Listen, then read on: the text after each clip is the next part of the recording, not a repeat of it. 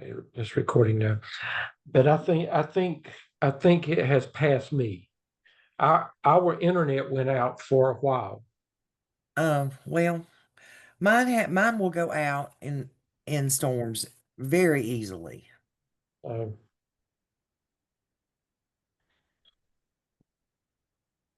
So are we ready to start? yes, ma'am. Let me share and then pull up the agenda. Dr. Revis, before we start, Heather Knapp is here. I'm that Zoom CPC again. Okay. How are you, Heather? I'm well, thank you. Good. Okay, here we are, Dr. Revis. Okay, so welcome to I have week 6. Yeah. Um, and that puts us a little over halfway in our course. And so tonight we're going to have some final comments about the CAAP.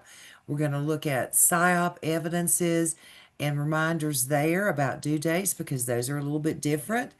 We'll have some comments about assignment 5, reminder of assignment 6, and your strength-based assessments, strength-based finder assignment, and then we will get into our presentations for the evening. So welcome everyone. Does anyone have any opening comments or remarks or questions up front before we get started? Well, Dr. Revis, let's go ahead and let's just make comments about the final CAAP. I just want to say kudos. Um, I know you're still waiting for some scores, um, and we'll talk about that, but I probably would let Dr. Stone know that you've still got scores in there. Okay. Students, that's not how you should have had a quicker turnaround than that. That's not Dr. Revis's fault. Um, so she will reach out to Dr. Stone and let him know that your work is still in there for some reason. And now one semester, the evaluators get a message that student's work is there. One semester, that there was a problem with that. So I'm hoping that that is what the issue is, but we will look into it. But you should have gotten uh, your results back before now. So it's not normally like this. So we'll look into that.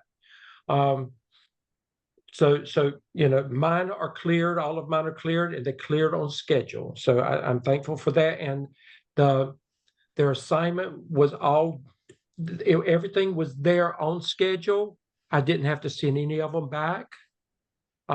So last week was a great week, and they are already off to a very good start. I looked at my grade book today, and it's they're well on the way to getting the SIAP first 3 tasks finished. We do want to talk about that though, but if you would just make comment about yours, whatever you need to make this time. Well, for those that I have seen through Dr. Stedman, because I can't see them, I was pleased with the scores. I think a couple different scores have scored these, and but anyway, we go with what we go. If you get a 3 or above, that's all we worry about. I know that's not what you worry about, and I want everybody to get 4s as well. But if you get a 3 or higher, then we just go with it. And I think I only had one person that did not get submitted by the deadline. Dr. Stedman, I believe that was correct. But I can't see your scores. So um, anyway, I will have to depend on Dr. Stedman to send me the scores, and that's fine. I do appreciate the way you've kept up with your work. I don't have many PSYOP submissions at this point. Remember that you've got to have a PSYOP tests 1 through 3 ready to turn in, and that is getting through Dr. Bullis' approval and ready to turn into me by this coming Sunday night at 6 o'clock. So don't let that time slip up on you. I know you can pull some things um, from previous work, but if you do that, make sure it makes sense and that it's not just a copy and paste. And I know Dr. Bullis talked about that quite extensively to you when he met with you last week. So anyway, I appreciate everybody trying to keep up and keep moving through the semester. And we'll come back to that in just a minute, because I do want to pull up something and remind them about some things as they're working on the SIAP. And even those that have submitted SIAP and it has SIAP work and it has not been evaluated yet, there you can go back and fix some things if you need to. Just a reminder about your assignment for this week from the Northouse book, chapter 10. I'm really getting some good work in. I've already looked at a lot of it. What is servant leadership? And I will tell you, to me, being a servant leader is probably the most important quality as a leader that you can have in order to be effective in any type of leadership role that you have. You've got to have that heart and that spirit as a servant leader. And I'm really enjoying looking at your reflection and your personal examples. Dr. Revis, they paid attention to what you said last week, and they're going much deeper in their thinking with the assignment. So what I've seen so far, I've been very pleased with. That's great. And then, are there any questions about the strengths-based finder assignment, which is due week 8? Remember, we said don't wait until the last minute on this. You should have already been working on this alone. Somebody in your group, if you haven't done so already, take the leadership role and say, I'll be the Zoom captain for this, and a consensus with your group, and move on and get things planned and ready. After we go over one more thing, the PSEL Standards 7, Erica, Milton, and Kristen will go first, and then PSEL Standard 8 will be Brittany and Yesenia. That will go second, and then we will be through next week with the PSEL standards. Standard 9 will be Janine and Ashley from my group, and PSEL Standard 10 will be Cameron, Ashton, and Kalarasi from Dr. Revis's group, and then we will finish them, and then we'll go into the to the technology standards. So with that, let me minimize this and bring up this. Can you see that, Dr. Revis? Yes. Okay. Now remember, this is in your Blackboard shell. This is what is required for the 6th task of the SIAP to be considered accomplished. Now, once it goes through Dr. Bullis, or once it goes through Dr. Maraglia, we don't have time, with the short turnaround, we don't have time to dig into this and to, to highlight all this stuff and say, you need to add this. At this point, Dr. Revis, we shouldn't have to. You should be able to look at this, and you should be able to unpack it, and you should be able to say, I feel good about this. I feel good about this. I feel good. And you pay attention to these ands. Pay attention to the words clearly conveys. When it talks about, multiple graphics or organizers, then you need to have multiple in there. That means more than 2. When it says school improvement team, then you've got to show evidence of working. Now, I know your school improvement teams for the most part are not there, but you can identify your PLC team as your school improvement team. Just change the language, but you've got to present to somebody, and you've got to show evidence of presenting, including, your administrator. So, what we're getting, if I see that it's not proficient, Dr. Revis, I will automatically send it back. But if it's at least proficient after it's gone through Dr. Bullis or Dr. Murray, at this point, we don't have a whole lot of time to play with.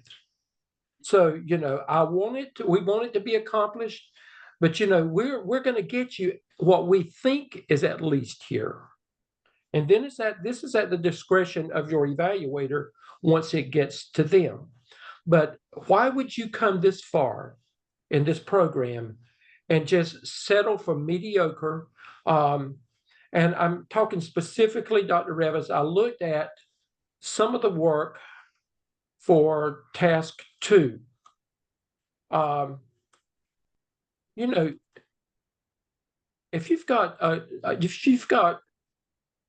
2 or 3 pages there, I don't know that you have met the requirements for that. I don't know that you have done enough.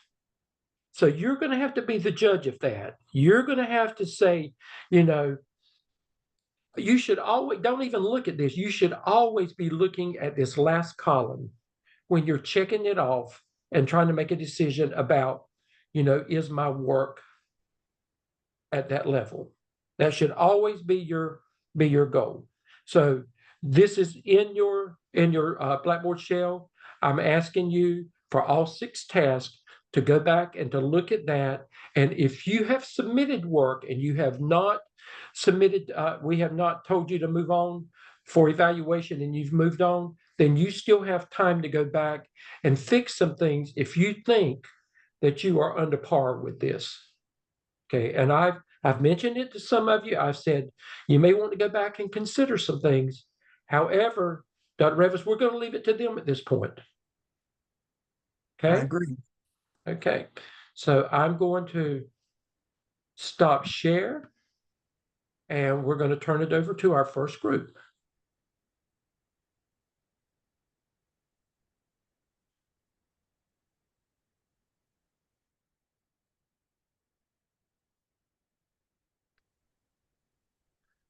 All right. I will be starting us off. Good evening, everyone. This is Mr. Jordan. I will be presenting with Miss Erica and Miss Christine. We'll be talking about PSEL 7, digital competency, building a professional community for teachers and staff. Going to this next slide, put this in our own words. The elements about a professional community for teachers and staff, and why these elements are important. I think these are the fundamental building blocks of education. That teamwork, diving in from my past history as an athletic director and building a sportsmanship team with staff members and being a curriculum facilitator and being a team member with PLC teams, and the information that I've learned through all the stuff about having a development PSO team and sharing the mission, shared leadership, professional learning, continuous improvement, and a collaborative culture, and trust and accountabilities. I think the trust and accountability is one of the things that we're going to harp on, that you will see that we pull through as we discussed about our 3 schools. Moving to the next slide, what this standard measures. PSEL Standard 7 is all about how the school leadership brings teachers and staff together, not just to work side by side, but to truly collaborate for a greater good.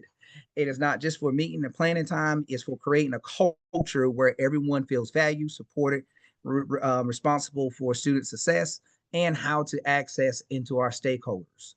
It is important for student benefits. It is not just to move our high flyers, but it's to move all our students that walk through a door. A strong professional community builds trust. Teachers can take risks, try new strategies, and learn from each other. As we in this environment in education, we have a lot of new teachers coming in. I think it's up to us to hold the efficacy of the teaching profession. When leaders focus on this, they're able to help build a school where both the adults and the students can thrive and develop a beautiful culture. I will now pass this to, I think, Miss Erica, who will talk about Harrisonburg Elementary. All right, guys, it is about to storm here, so let's hope I get through this before electricity goes up, because it does every single storm, it feels like. All right, so Harrisonburg Elementary is located in the southern part of Lancaster County. We're probably about 10 minutes from Charlotte, really, so we're closer to the Charlotte area than actual downtown Lancaster. We currently have about 1,200 students, K through 4. We are not a tier 2, tier 1 school. So we just have a lot of people. We're very overcrowded. We have about 15 mobile units, and we were only built in 2014. So some of the things that we do to show the vision at Harrisburg is we have a shared vision mission, and that it is not just posted on a poster every day. We live it. She makes it on the announcements every day. Our school planning is aligned to our school mission. We also have a lot of teacher leadership. One thing that we noticed when we gave PDs, I'm an instructional coach. So one thing that we noticed is they listened to teachers more than they listened to us. So we kind of did some surveys and found out what the teachers needed help in, and then found our teacher experts who could lead those professional developments. And they really enjoyed those. Mentoring our first year teachers, they are mentored by a seasoned teacher in the building. They are given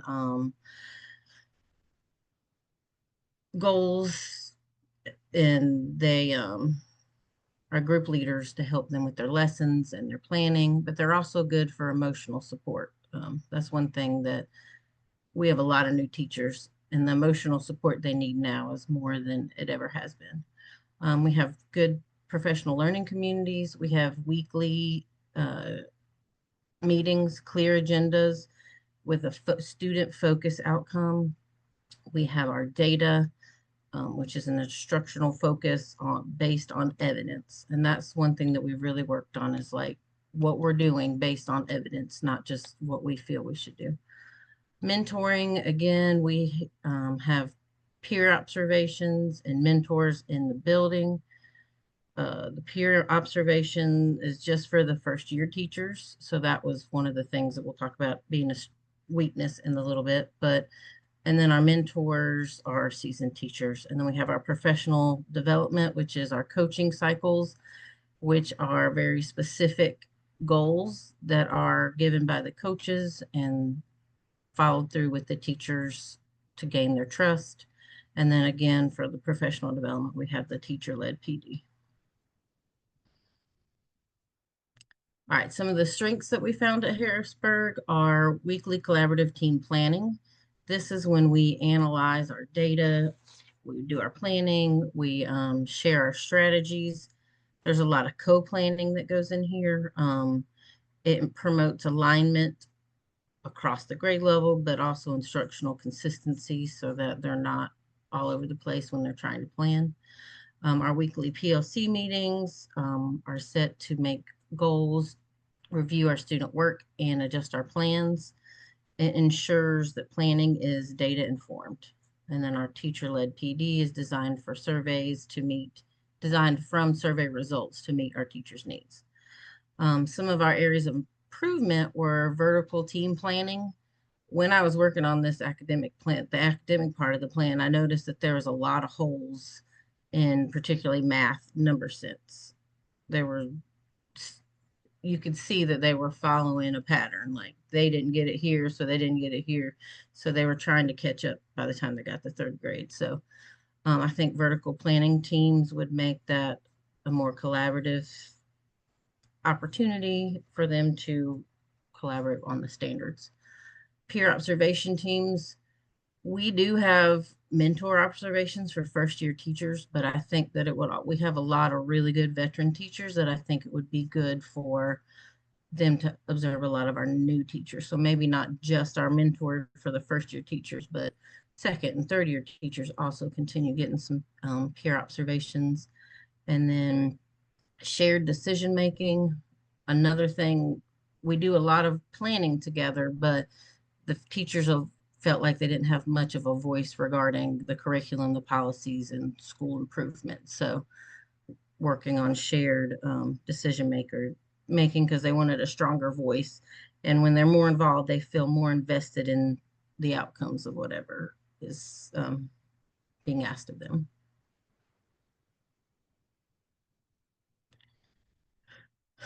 All right, so how did I rate Harrisburg Elementary? I gave us a 3 out of 4.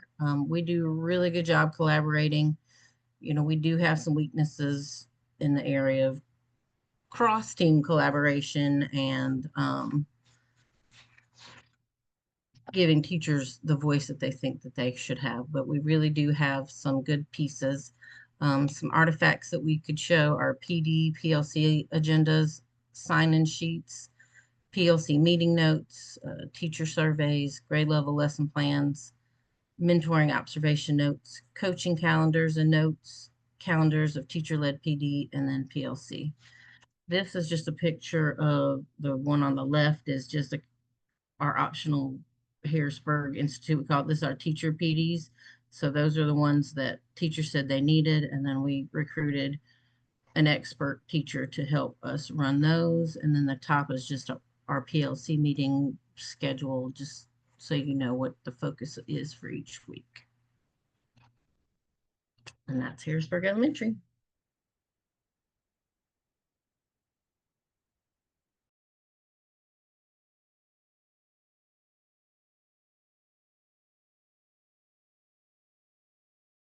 Milton can't hear you.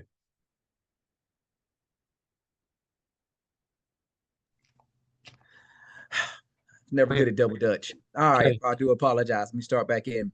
This is South Lexington Developmental Center. It is in Lexington City Schools. It is about an hour away from Charlotte. It's in the Davis County School District, closely close to Gifford County High Point area. This school and was built back in 1953, but around 2005, it was set apart to reach the needs of the Davidson County for children with special or service needs. So it really harpers in on working with students with needs that cannot or may not be able to be met at other school districts in Davidson County. One of the key points I do like about the school is we have full-time teacher assistants from pre-K all the way to second grade. Coming from other districts, I know, especially coming out of pre-K, it is not normal to have a full-time assistant. We also have been gifted with floaters.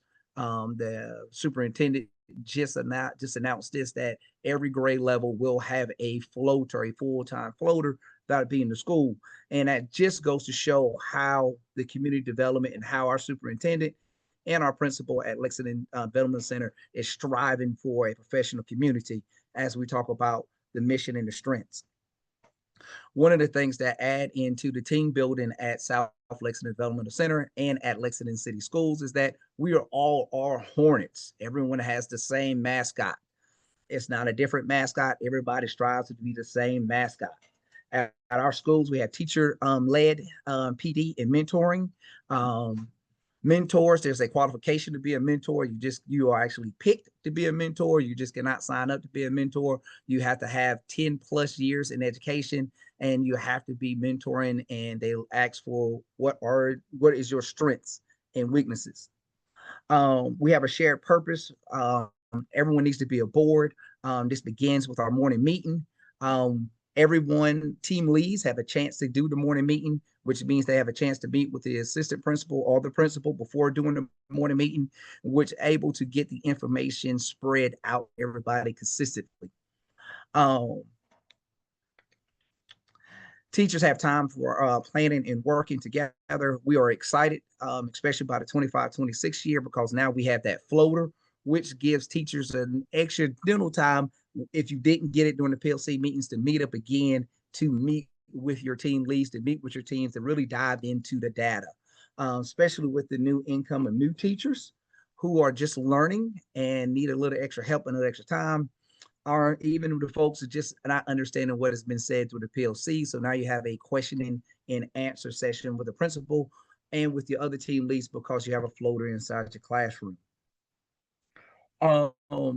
Then we're able to break down into smaller learner communities within teams. We have team teachers. I have a team teacher, so me and her work. We're actually next door to each other.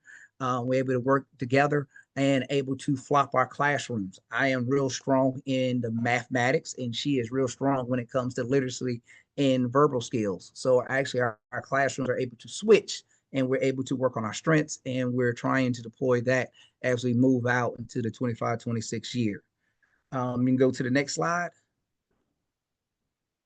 Please forgive me if I'm talking fast. I'm a little bit nervous. The strengths and the growth areas in South Lexington development. One of our strengths is, like we talked about it, is our structured weekly PLC meetings with clear agendas and focus on data planning and share instructional strategies. And again, I think in the 25-26 school year, it's going to even look even better with being able to have more time for us to talk, especially with that extra floater and with our TAs. Teacher-led professional development. We pull in the strengths of teachers that we have. If there's a PD, if they're training they want to do. My background is in behavioral management and classroom management. So I actually in my school building does a PD on classroom management and keeping kids occupied and learning how to do an individualized lesson plan, just not with the students' IEPs, but with all the students. Going to the third of strengths, mentoring and collaborations. We have our team leads are able to go out into the communities and pull in stakeholders. And I think that's one of the greatest things that gives us advantage at South Lexington Developmental Center, that we're able to get in stakeholders. One of the things, because of our school setup, we are a school that has an OT, a PT, and nurse and doctor at our school full time. That give us an extra avenue when we start turning about learning disabilities or disadvantages that certain our kids might come through. Our OT and PT are willing to not just work with students who are on their caseload, but other students who might not have been identified, or just to give you a helpful hint on how to help this kid engage into the learning environment. I think that peer collaboration is real great. Areas of improvement. Expanding our differential professional development. One thing that we're having in Lexington is a uprising or a more population of students who speak different languages, not only just Spanish, and that is a weakness. I had a kid that speak Lebanese, and it was real struggling to see if they were not understanding because of the language barrier or just not understanding the information. I think if we get some more differential PDs, which expands our learning things and move into the new area. Also, I think something we need to work on is strengthen our mental health and wellness support. Teaching can be very stressful, especially with new teachers coming in. I think mental health days and breaks need to begin for teachers, and a avenue where teachers have where you can see a non-judgment avenue where they can talk and understand their frustrations. So these things are not always in a PLC meetings. We've all been in a PLC meeting was just a gripe session, and it's real hard to get those things back focused. I think if we have time where teachers are able to vent and able to see what the things are having difficulty with and break that down into a managed lesson plan, then we can move forward. Fostering cross-school collaboration. I think this is something that, and again, me and my next door neighbor teacher, we are trying to implement, where we're moving just not on in our grade level, but also working with teachers outside our grade level. I think the team will develop more, because if I know what the grade below me was doing and the grade above me is doing, it'll help me in the process of my grade moving forward. If we move to the next slide, we'll show some evidence. We have a leadership meeting team where we got together. The two fellas are also in my collaboration. I run a male mentoring group. I'm not the lead on that one. I'm the assistant of the male mentoring group. It's where we get males together, male teachers, because we are far and few between, to get together and talk and see how we can advantage and work through our things. Also, you see that on the other thing, we dive into our MTS IEP team meetings and weekly meetings, share collaboration on our EVOS status, professional learning opportunities, ongoing PD alignment to goals, coach support, leadership opportunities for staff. Teachers are able to take the lead in the SIT team, parent involvement, and also just building the team member. Access to mental health and wellness. Staff is able to get check-ins, wellness days, and open community to leadership. And we go to the next one. I graded us a 3 out of 4. And that grade reflects a strong alignment with Standard 7 and highlighting the health professional culture, ongoing support with staff and empowerment, and which with the foundation of education and student achievement. South Lexington Development Center makes it a priority to invest in its educators, not just in the classroom, but in the whole profession for more robust coaching, wellness, support of leadership opportunities. South Lexington Development provides a professional community that lives in the spirit of the Standard 7. And next we'll move to White Hill Elementary, and I think that is Miss Christine. Yes. All right, I am Kristen King. I am the instructional coach at Whitehall Elementary School in Anderson, South Carolina. Anderson is kind of in between Clemson and Greenville, kind of off to the side. So our vision at Whitehall is wholeheartedly helping everyone succeed. And we mean that from our teachers to our students, to our cafeteria staff, to our custodial staff, to our parents. We really believe in wholeheartedly helping everyone succeed. We do that also within our school. We develop norms for our school, and then we come together and develop grade level norms as well. We also have professional learning communities. They work through continuous improvement cycles. Particularly, we use the Plan, Do, Study, Act, the PDSA cycle, to determine what our needs are, what plan we need to put in place. We study it, and then we make decisions based on that. We also have a mentoring and peer observation system within our school. So South Carolina offers a mentoring program for first-year teachers. Unlike what Milton said about having to be a 10-year veteran, our mentors are selected by the administration, and they have to go through a training. But they do not have to have a certain number of years of experience. So like this year, we had a teacher who's been teaching 3 years, and she went through the mentor training this summer, actually. We also do in-house observations, and that can be for anybody. Our first-year teachers and second-year teachers, it's a mandate that they have to go through in-house observations where they go around and they observe particular things. We take them outside the school as well.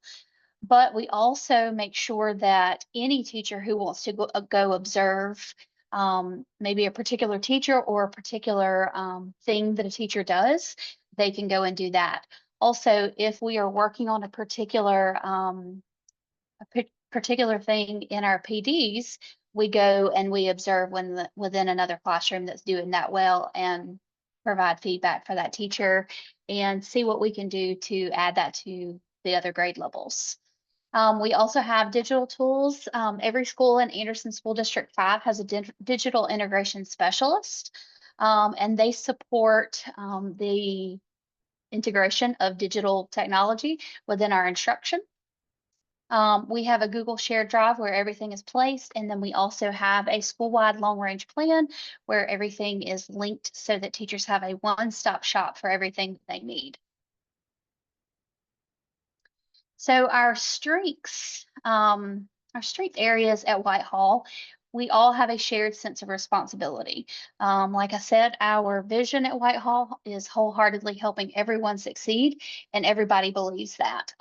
They're not just my kids in the classroom, they're all of the teachers' kiddos, whether they're on that grade level or anywhere within the school. Every kid is everybody's. We also have, like I said, a school-wide long-range plan, and the school-wide long-range plan has everything that the district pushes out for us on one tab, and then each grade level has a tab also that has all of their plans, all of their data protocol linked in, all of their standards and success criteria linked in. So it's, like I said, it's a one-stop shop. We have weekly grade level planning sessions. Most of these sessions review data from the week before and then make instructional decisions based on that.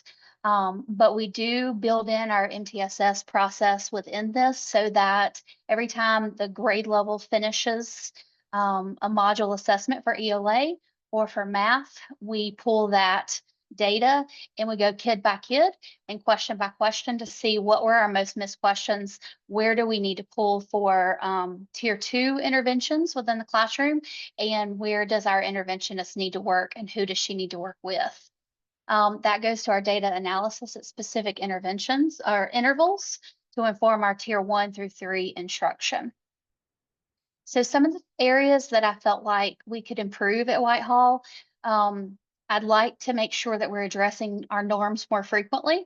I do think that some of our teams this year, they had a lot of personality conflicts, and we had to keep addressing or keep redoing our norms to make sure that we were all following the same. We knew what the expectation was when we came into our grade level planning times. I also would like to build some more teacher capacity.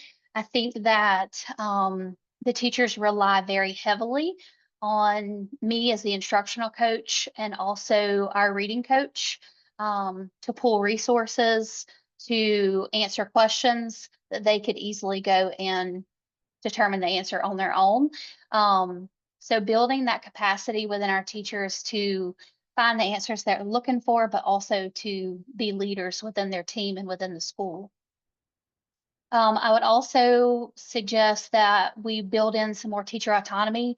We are very structured because of our clientele. We're about 83% in our poverty index. We're about 83%. We are 100% free and reduced lunch.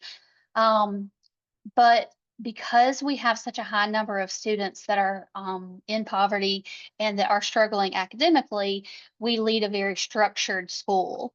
So I would like to see some more teacher autonomy built in.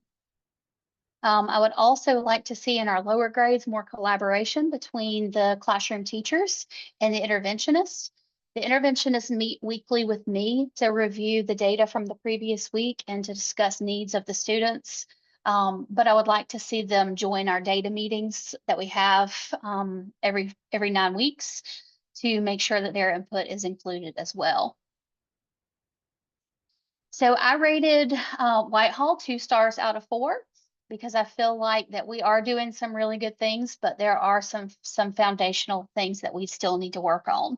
As artifacts, I have included our long-range plan that has everything linked. We did the past 2 years, we've done data walls. So every time we do one of our benchmark assessments, we change out where the kiddos are posted. The bars represent the PUT scores for SC Ready, and the columns represent the area in particular. So this way we can see what the kiddos' lowest area was and where they're going to potentially fall on SC Ready. I've also included as an artifact my coaching planning template, and then also our data protocol sheet. So in conclusion, PSEL Standard 7 emphasizes the importance of cohesive professional community in driving student success through regular collaborative planning, mentorship programs, feedback loops for continuous improvement, and then also collaborative problem solving, trust, and mutual respect. Are there any questions?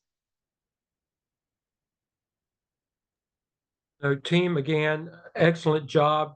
And Dr. Revis, I couldn't help but to go back and focus on when they started this program.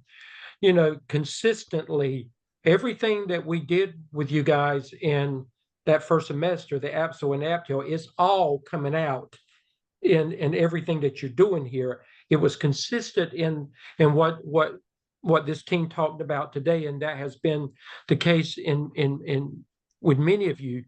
But overall, I think you can see the development of all 5 tasks that you have completed so far. I think you can go back and in every one of these presentations almost, you can see elements of each of those evidences that you've already completed involved in all of this. And I want to say this before the other team comes on. Remember, now you're only working with one of the standards for presentation purposes and to understand these standards. But when you become an administrator, you're responsible for taking every one of these standards and understanding it and using it for your personal growth as a leader and for the growth of your school. So just remember that it's important that you present, but it's also important that you listen and learn from your peers, because all of this, one day you'll take ownership of this. Okay, Dr. Revis? Okay, and now we're going to move on to our standard 8, and that is going to be Brittany and Yesenia. So take it away, ladies.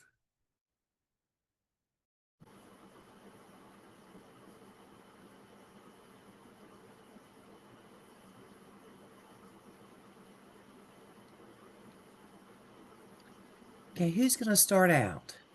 So I am Yesenia Pastrano, and I'm doing this presentation with Brittany, and this is Standard 8. And Standard 8 speaks about meaningful engagement of families and community. And specifically what that standard is talking about is effective educational leaders engage family and the community in meaningful, reciprocal, and mutually beneficial ways to promote each student's academic success and well-being. So the standard is, we're talking about effective leaders. So effective leaders have to be approachable, accessible, and welcoming to families and members of the community. Create a sustained, positive, collaborative, and productive relationships with families and the community for the benefit of the student. Engage in regular and open two-way communication with families and the community about the school, students, the needs, the problems, and accomplishments. Maintain a presence in the community to understand its strengths and needs, develop productive relationship, and engage its resources for the school. Create means for the school community to partner with families to support student, and of course, when it comes to the school. All right. Also to understand, value, and employ the community's cultural, social, intellectual, and political resources to promote student learning and school improvement. Develop and provide the school as a resource for families and the community. Advocate for the student and district and for the importance of education and needs and priorities to families and communities. Advocate publicly for the needs and priorities of students, families, and community, and build and sustain productive partnerships with public and private sectors to promote school improvement and student learning. Sorry. So this is standard, and why the measure, and why is it important? It's approachable, accessible, and welcoming. Relationships that benefit student success. Communication with families and community. It creates relationships with the SIT team and promotes student learning. Promote and provide additional resources. Collaborate with teachers, parents, community partners, and advocate student education, and promote student achievement and well-being. So I'm at Bunker Hill High School, so the standard is probably going to look different from the high school level to, middle grade and of course elementary. So Bunker Hill was founded back in 1954, and it is a Title I school where 50% of the student population will receive free or reduced lunch. It is a rural high school and part of Catawba County School District, and Bunker Hill is just one of 6 high schools within the district. Our student enrollment is 873 students with a 17-to-1 student-teacher ratio. Our student demographics at Bunker Hill consist of 1 American Indian, Alaska Native, 45, which is 2 or more races, 56 Black, 101 Asian, 171 Hispanics, and 499 white. Our student graduation rate at Bunker Hill is 81.5%. Catawba County School District, its mean is 86.7% compared to the state average, which is 86.5%. So we are slightly higher than the state average. So how does this standard look at when we are looking at Bunker Hill High School? So one of the things that we do to promote Standard 8, we make sure that positive quotes are on the walls in the hallway, restroom, classroom, and cafeteria. Throughout the building, you're going to find different types of bulletin boards that are promoting positive behavior with pictures of students collaborating in the classrooms, participating in sports, clubs, and volunteering within the community. We highlight Student of the Month during our announcements and post their picture on the school website. And this is something that every single teacher has to at least acknowledge one student. So it's more than one student that's being acknowledged, and it doesn't have to do with academics. It could be something that a teacher sees a student being nice to another student, or being, empathetic of another student. So something that we see in a student that really does not have to deal with, their grades. Most of the time, students feel that grades is the most important things. And so we want to make sure that their well-being is also being promoted or being announced. We communicate with parents via Parent Square, and this has become a great tool. And we have seen our increase in communication and having that relationship with the parents increase since we implemented Parent Square. Parent Square basically sends a text message out to the parent from the teacher, and keeping that number still private if the teacher is doing it via their cell phone. And we get a very rapid response. Sometimes parents don't have time to pick up the phone or check their email, but if they get it in a text message, they're more than likely to respond very quickly. Or if the parent feels the need that they need to speak to the teacher, they'll call the school, and then they'll have that conversation over the phone. So that's one great way that we're communicating with parents. We also have the anonymous tip line, see something, say something, for students, and students have really come forward and given us several tips where our administration team will go and investigate and make sure that what's being reported is being taken care of. We promote the activities that are happening at Bunker Hill via social media, and this can be from sports, club activities, competition, what's going on in choir, ROTC. So we try to promote as much as possible to get the community involved and help represent, Bunker Hill. We promote internship programs to our junior and senior classes. We do have CNA certifications and CVCC certifications for students. CVCC is our community college here in Catawba County, where they come into the school for welding, electrical, and automotive for our students, so that our juniors and seniors, that they can immediately earn their associate's degree while in school at the high school level, so that way they don't have to wait until they graduate high school. And being part of those programs, students have to maintain a 70% or higher, which is a C or higher, to be able to be accepted into the program. So it's not, for students, it doesn't seem like it's a challenge that they cannot accept.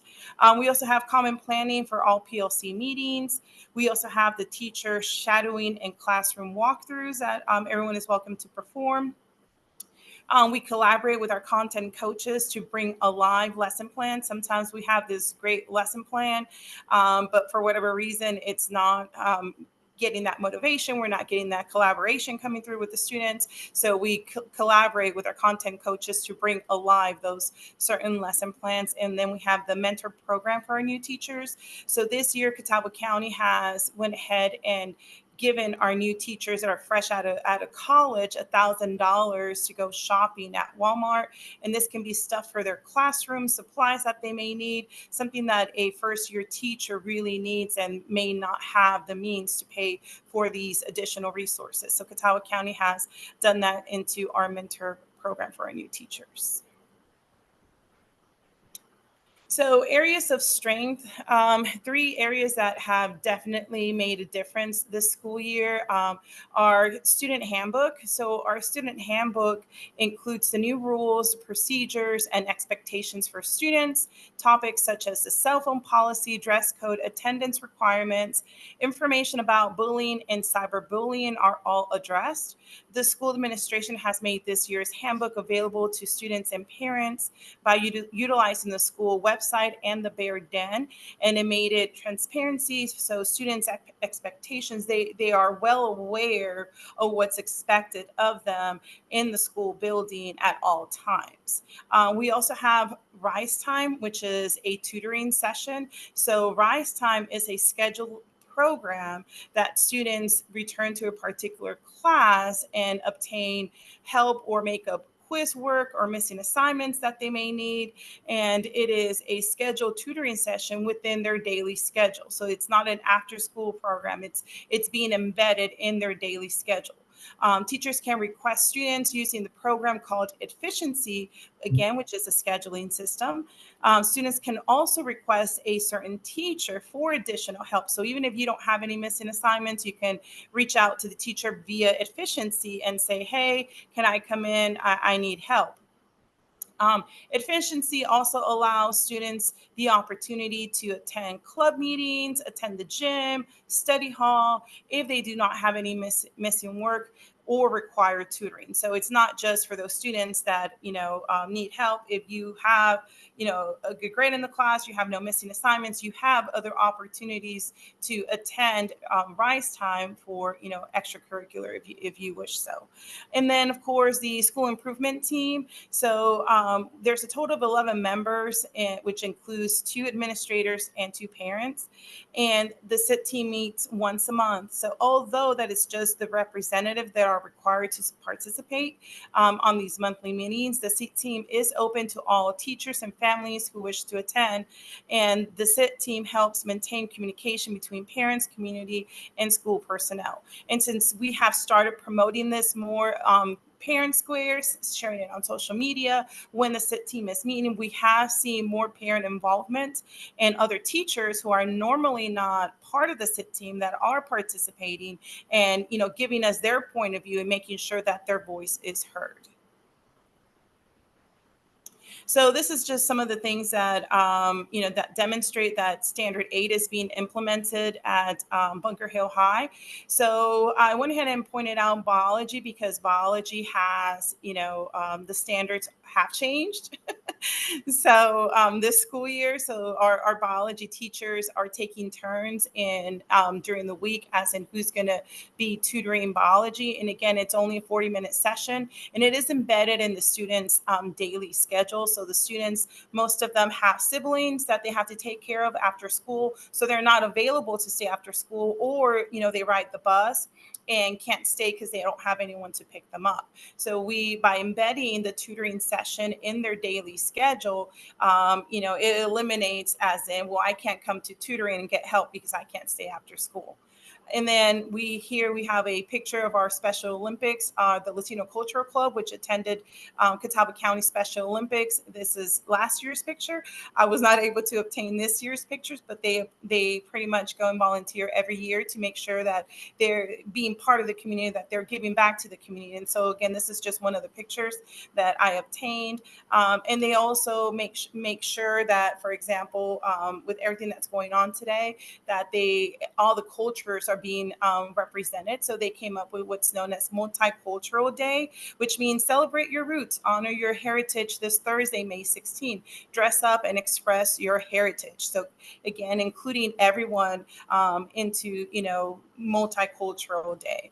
You also see down below a picture of, the standards. So this is what is expected of the teachers. So again, we have transparency of what's going on in the classroom. They have to go ahead and write the standard and tell us, pretty much say what the standard means and how that standard is going to be learned from the students. Next to that, you also see the tutoring schedule, and each teacher has a scheduled day for tutoring. So for example, if I teach math, I can only have students in with me on Mondays for math. And so if Mr. Sullivan that teaches biology, his tutoring session is on Tuesday, he cannot request a student to attend his session on Monday because it is math day. So only math, can have those students, and vice versa. And then the next one is the the dress code policy, which is, again, it was addressed. It was a concern, countywide. And so the school district, they went ahead and came up with the dress code policy. And this little mannequin, we send it out on Parent Square to remind both parents and teachers, excuse me, not parents and teachers, parents and students of the dress code policy, especially when the warmer weather is upon us, is when we see a lot of discrepancy in the dress code. And we want to make sure that everyone is dressed safe and accordingly. And so again, being transparent, being communicative with the parents, being communicative with the students, and making them aware that this is not just a Bunker Hill policy, but is also Catawba County Schools policy. Next slide, please. There we go. And so there's a couple areas for improvement. And so one of those areas is with our EC, ESL, and our MTSS data. So a lot of the data comes through to our guidance counselors, and sometimes it's not shared with the teachers. And so Bunker Hill could improve being more transparent about our EC, ESL, and MTSS data, using the NC report card information regarding academic growth and proficiency is communicated to staff and at the beginning of the year staff meetings. The administration team is hopeful that a regular review of the data of our special population will be more transparent moving forward, and then put in place for the upcoming school year, which is 2025-2026. And then with our AIG services, it identifies students in the subgroups such as the Hispanic, Black, and White, where the White subgroup is most represented receiving these AIG services.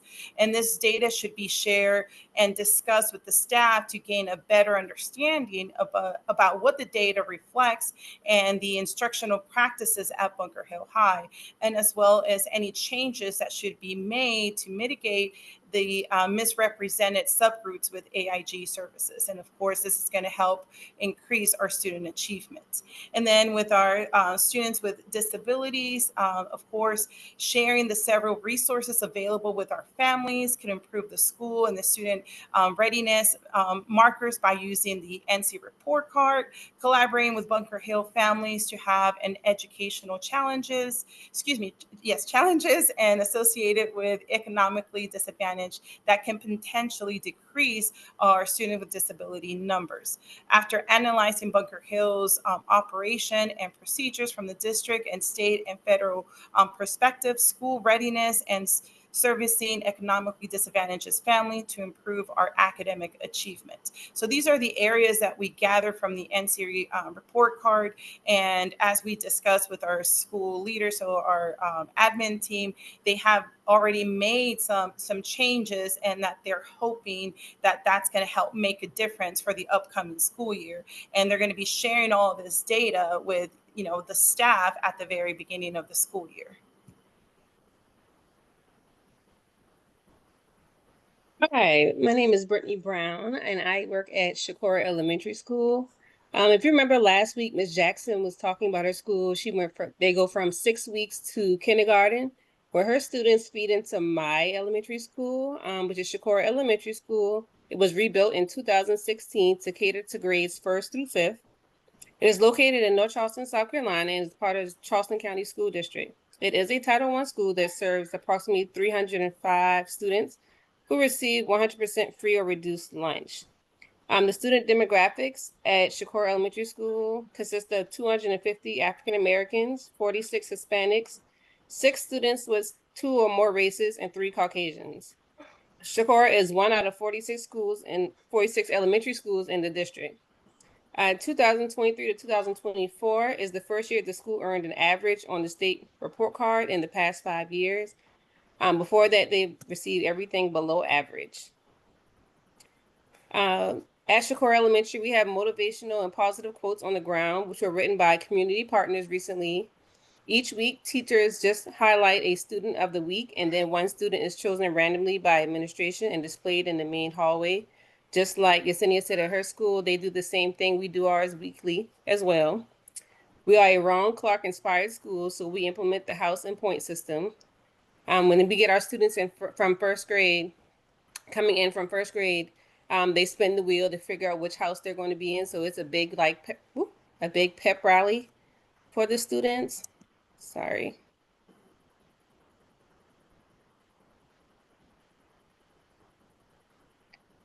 We communicate with parents via Class Dojo. Numerous supports such as mental health psychologists. We have the MUSC, which is the hospital trauma support that comes every 2 weeks to talk to kids who've experienced trauma. We have a lot of students who have seen or witnessed their parents getting killed or some type of tragedy. We have a school Facebook page, has helped parents keep us up with what is going on. We have Shakora Changers, which is a group that is, the students are picked every year and they do community service. And then at the end of the year, they're taking on a trip to Disney World where partners have, community partners or just partners in the area have sponsored each child to go. And they basically don't have to pay anything. They just have to bring a little bit of spending money if they want to buy something. But their whole trip is sponsored by community partners. We have a teacher relaxation room, which includes a hammock, a rocking chair, and some dim lights. We have data conferences in the fall and spring, district-wide, to talk about the data that the student has received on their iReady scores or the state report card from the previous year. And then we have a community food bank that provides weekend bags for students who opt into the program, where they receive a bag of perishable items, and they get that weekly if they sign up for it. Area of strength at Shakora Elementary is we have a parenting committee, which consists of faculty and staff who determine ways to celebrate parents. We analyze the panorama results to create a sense of belonging for parents. It's something like the teacher working survey, but we don't do that at my school. So we use the panorama results. We hold monthly meetings to plan events and celebrations for parents. We discuss our next steps after we've held an event to see what has gone good and what can we improve. So we go over feedback from stakeholders. We have numerous partnerships is a second strength. We have the Charleston Promise Neighborhood, which is a nonprofit who holds numerous things at our school, like resource night, where they'll have the billing and light company come out and they possibly talk about ways to help them with their bills. We have Metanoia, which is an after-school program, which children have to sign up for, and they have to be recommended by a teacher because it is based on leadership and the child has to have great leadership skills. We're getting the Boys and Girls Club of America. They're starting, I believe, this year in our community. And then we have an Elks Lodge that helps out along at the school when we have events. Another area of strength would be that we use Class Dojo for school-wide communication.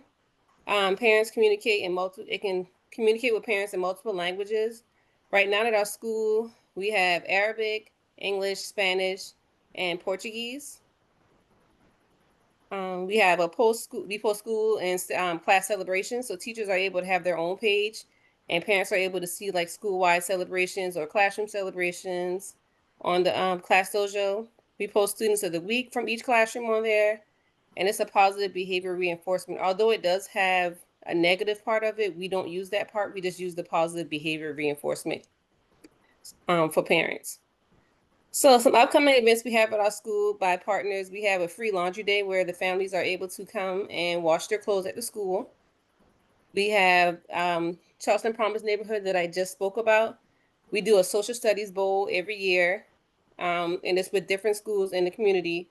And they study for about a month or two, and then they go against each other at the museum.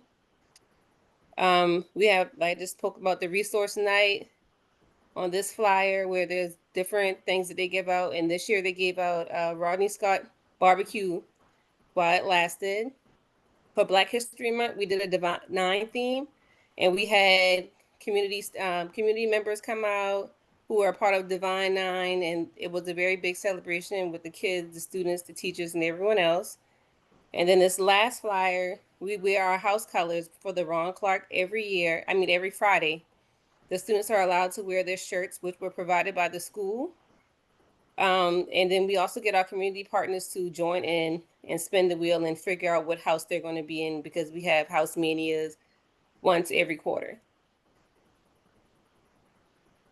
So some improvements we could use would be expand to hold more parent-teacher engagement events. Parents would like to know more about the academics being taught. A lot of times we get parents saying that they don't know how to do the homework because of the new standards that we have. So that's something we've been looking at. Families have structured opportunities to give feedback and voice concerns. Take-home kits with manipulatives is something we're working on this year to send home with kids. Because a lot of our students say that they don't have a ruler at home or they don't have certain materials to do the homework. And then also provide a parent support group is another way for that improvement. Another opportunity for improvement is reducing our chronic absenteeism and tardies. So analyze Power School data more often, weekly truancy meetings, invite parents to attend goal setting meetings, and host family workshops, topics talking about such things like bedtime routines, morning prep, and managing anxiety about school. And then our last big concern that I think that we need to work on is creating a strong PTO, which is collaboration, shared decision making with school staff and leadership. We had quote unquote a PTO, but it was only like 1 or 2 parents. So this year we want to try and make something stronger. A culture of responsiveness, representation from all school demographics. A lot of times our Hispanic parents don't show up for some of our events. So we want to try to create something where they're represented and have someone who can speak on their behalf. Parent leadership, PTO trains and empowers parents to advocate for their children. And two-way communication where feedback loops from parents to leadership and vice versa. And so overall, when it comes to this standard, I went ahead and gave Bunker Hill a 4 out of 5 stars. There is still room for improvement, but looking at, the school report card and seeing the areas that we are lacking, I believe that hopefully with the new changes, the upcoming school year, then we can probably reach, 5 out of 5 stars. I also gave my school a 4 out of 5. This year, our parent advocate was out of the building in December. So a lot of our events from January to the end of the school year did not go through. So I think we could have found a way to step it up with her being out. But overall, I think we're doing a great job at having the events. It's just that we just need to get more parents out for the events. So we included a small clipping of a video of what Standard 8 looks like in action. So we're just going to play a little part of it.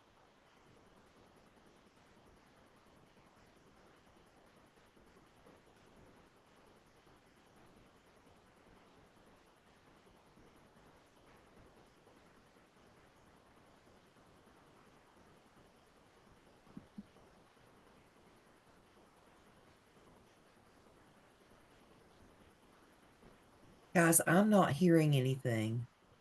Uh-oh. I'm not sure.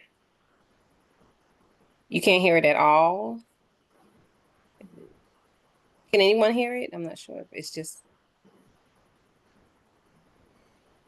I'm guessing you didn't share audio when you shared your screen.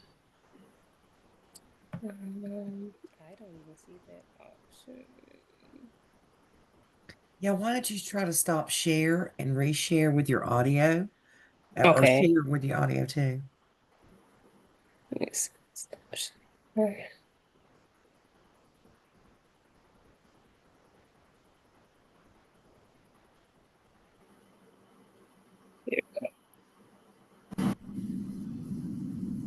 To graduate. They're more likely to go to college. They're more likely to have a lasting career. This powerful homeschool partnership is called family engagement. Family engagement simply means building authentic, collaborative relationships between parents, family members, the students, and the community for the success of all children. In this video, we focus on this shared responsibility and show what families can do to partner effectively with educators. Family engagement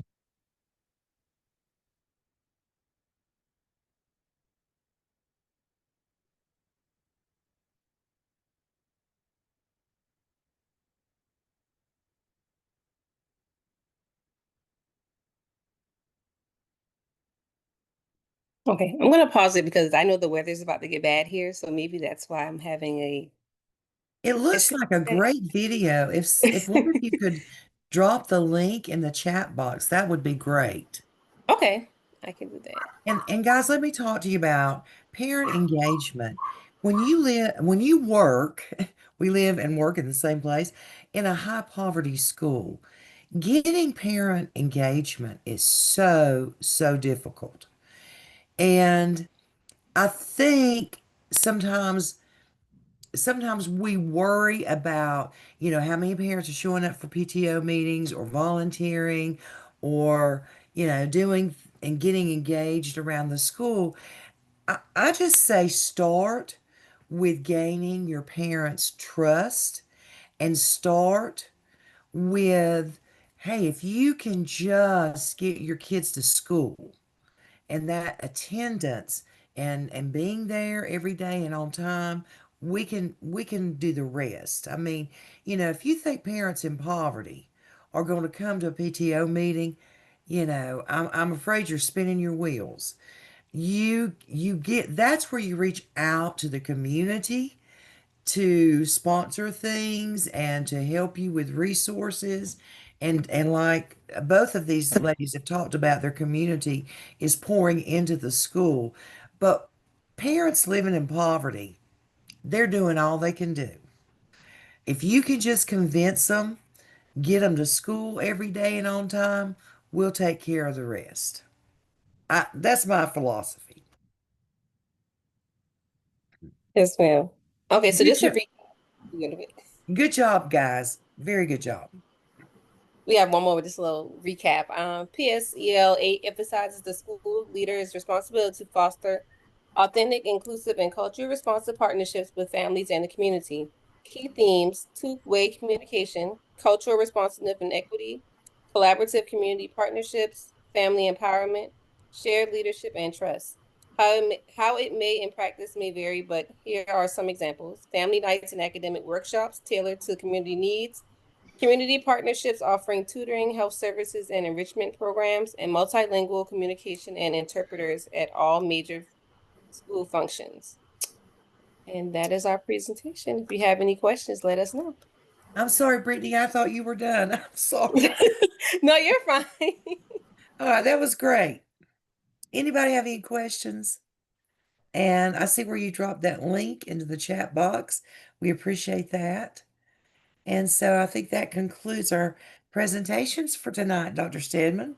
Okay, and again, group, you did a great job as well. Team, you did a great job as well.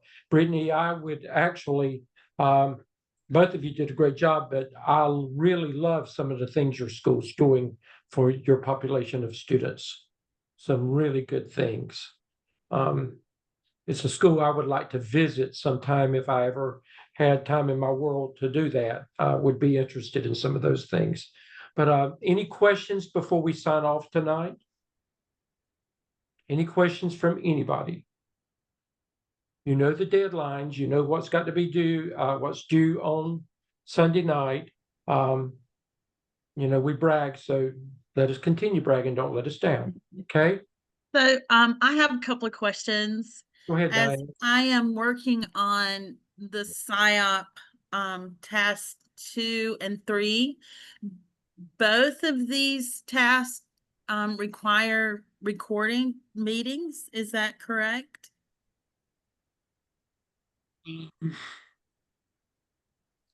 I will have to go back and look at my It's temp. highly recommended, but I don't think it's a requirement. Those of you that have done tasks 2 and 3 already, do you remember? I don't remember. I don't have it in front of me. I don't remember it saying that it was required, but highly recommended. It does say on the paper, like one of the requirements is recording, but I reached out to Dr. Bullis and he said that's not required. Okay. Picture evidence And is just fine, or an agenda. Right. And that's probably some old language. What I would do, Diane, and I always say this, again, we never know who's going to end up doing the final evaluation on your, some look at that, some don't look at it. But if it were me, just as sure as I didn't do it, I'd get the one that looked at it. That would have been my case. So I probably would have done something anyway. I would have my evidence of meeting with my team.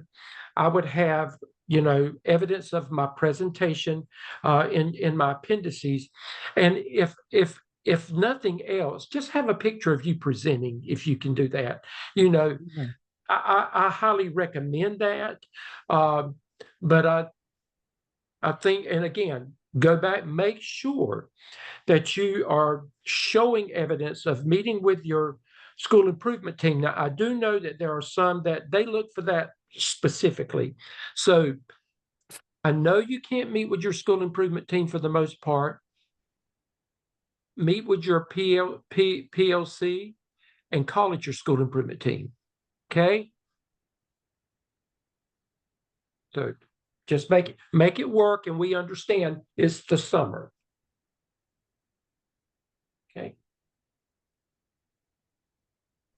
I have a question about our licensure because I just got an AP position last week, but Congratulations. thank you, but they won't pay me as an AP because I haven't yet applied for my license.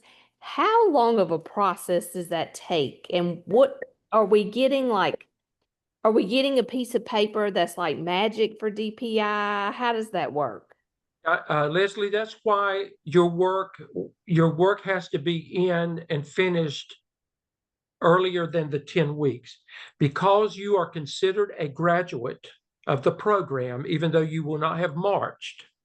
For DPI purposes, you will be a graduate, and your work, they will, within 2 weeks, based on what Dr. Stone said, within 2 weeks, all of your work will be processed at Gardner-Webb, and it will go to DPI. Even South Carolina students, you'll get the same thing as North Carolina students, and then you have to take that back to South Carolina and let them. They will reciprocate that after you have taken your praxis. So, but yes, within 2 weeks, all of your work should be in there, and it should be a quick turnaround. Now, that's all, Dr. Revis, and I can tell you, if I had questions beyond that, I would call Gardner-Webb, and and it tells you somewhere in your Blackboard who to call if you have questions about something. Dr. Revis, what's her name? I don't know. We've had so much turnover, but Leslie, one thing you can do is you can ask for, first of all, congratulations. You can ask your school district if they will go back and pay you retroactively when that licensure comes through. Yeah, they said that they would. I just Yeah. wondered how long it took and if we were the ones that had to apply for it or if it was just sent over. The university sends it over, but then again, I wouldn't leave it in the university's hands. I would be proactive. Right. And Leslie, we're going to have a final town hall with Dr. Stone towards the end. Save these questions too, because he is the person that if he doesn't have an answer, he will get you an answer on something. So save these, and you might want to just send him give him a call or send him a text message and email and just say, Dr. Stone, when you get a chance, would you give me a call? He'll return your call. Okay. Thank you. You're welcome. Again, Leslie, congratulations. Thank you. And if you haven't started applying, get out there and apply. Somebody from South Carolina sent us a message last week that somebody had taken the praxis and they had passed it. Yes. I can't remember who it was, but I remember we got that message from somebody from South Carolina. So you should do well when those who have not taken the praxis, South Carolina, you should be prepared for this. So any more Anything questions? else? Okay, guys, we'll see you next week. Good night. Okay, bye-bye.